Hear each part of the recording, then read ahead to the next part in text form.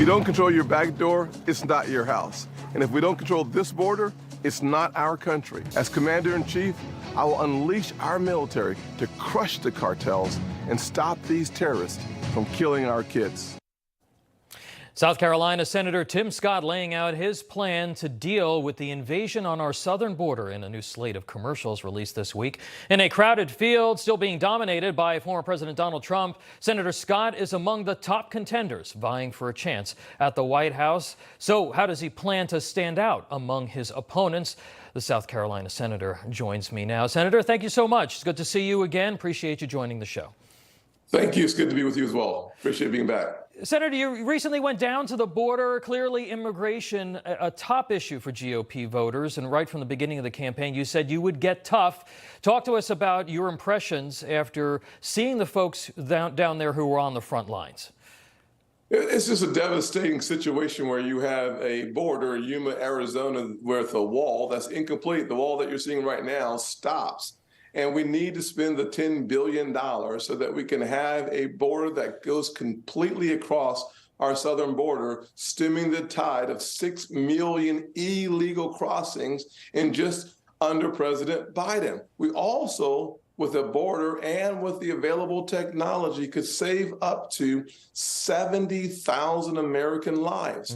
We have to crush the cartels in order to achieve our objective. That's why I've said we have to freeze their assets, sanction their accounts, and use the full force of the American government to stop them from killing another 70,000 Americans. And frankly, I would restore Title 42, not for COVID, it's been over for years, but because fentanyl is a current healthcare crisis our nation is facing. Finally, Remain in Mexico policy and the right asylum policy will stem the tide at our border. Let's take the sign down that says America is open. Come to the front door or don't come at all. Bottom line. Senator, just to clarify, would you be open to using or commit U.S. military forces to go after the cartels in Mexico? We would work with the Mexican government in hopes of getting the job done in a collaborative effort. We were able to bring in El Chapo in the same process. We can work with the Mexican government, but listen, either way, the Mexican cartels must end their activities, killing 70,000 American people. With or without the Mexican government, we must get this done. One of the challenges, Senator, that candidates in the Republican field seem to be having is how they differentiate themselves from former President Trump and from the rest of their opponents. There really aren't a lot of punches being thrown. There isn't a lot of criticism being levied against the front runner.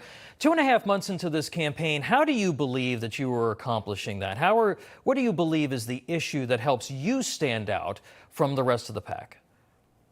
Well, I believe that my optimistic, positive message, anchored in conservatism, spoken with a backbone, is bringing me up in the polls very quickly. I'm thankful for that. Number two, I would say that the people that I'm running into in Iowa and New Hampshire, and of course, here in South Carolina, they are starving for an optimistic, positive message as long as they know that you have the will to fight to defend the values of this nation.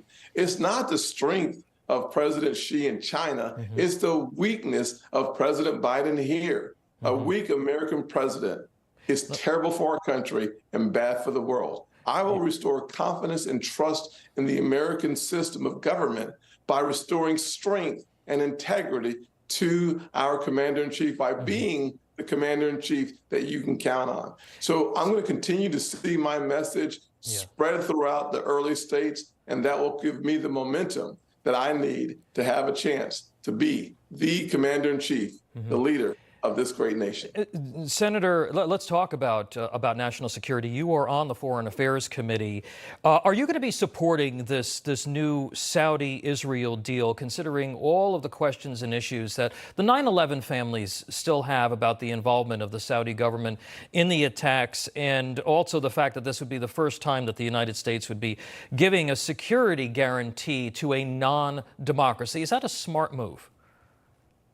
Well, the very few things I've seen from this administration on foreign policy I would consider smart. The one thing I can tell you is that you saw the release of $6 billion recently in exchange for hostages. And when you see that deal happening, the one thing you could say, I said this 7 years ago when President Obama did the same thing around $500 million, that the price on the heads of Americans will increase with the decisions of that administration. Mm-hmm. This administration, by releasing $6 billion, is actually increasing and putting more Americans in greater jeopardy.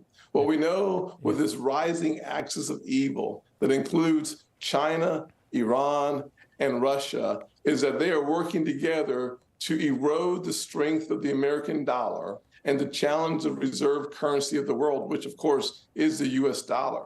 And so when you watch Saudi Arabia today form a healthier and stronger partnership, we should ask ourselves why. Yeah. The answer is simple.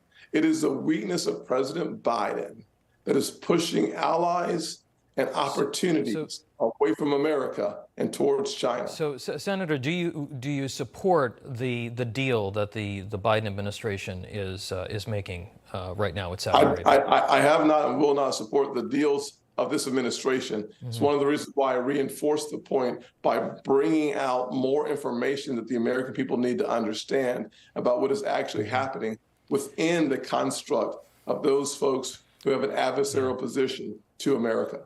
Senator, recent polling in Iowa has you in third behind former President Trump and Governor Ron DeSantis. In order to close that gap further, you have to stand out. You have to differentiate yourself. And there is this strain within the Republican primary electorate that's kind of looking for a brawler. You're much more of a uniter. You're not known for kind of bringing it. But don't you think you have to do that in order to close the gap with DeSantis? And are you prepared to in this next debate, in this new this debate that's coming up over the next couple of weeks? Well, I'll just simply say this. I grew up in a single-parent household, mired in poverty. Many of my friends were either shot and buried, unfortunately died in drug trade, or locked up. The truth is that you have to be tough to get out of a situation like that. Toughness is not a question I'm worried about whatsoever. The real question is tough enough? The answer is it's not. If we do not have the power of persuasion, the American values that we are trying to protect as the great opportunity party, we will lose without having someone with the power of persuasion to persuade the independents to join the Republican movement. We have no hope of winning the next election. Mm-hmm. I am the candidate that does that. I'm also the candidate whose life disproves the lies of the radical left. Okay. All right, we're going to have to leave it there. South Carolina Senator Tim Scott, thank you so very much for being with us, sir. Appreciate you.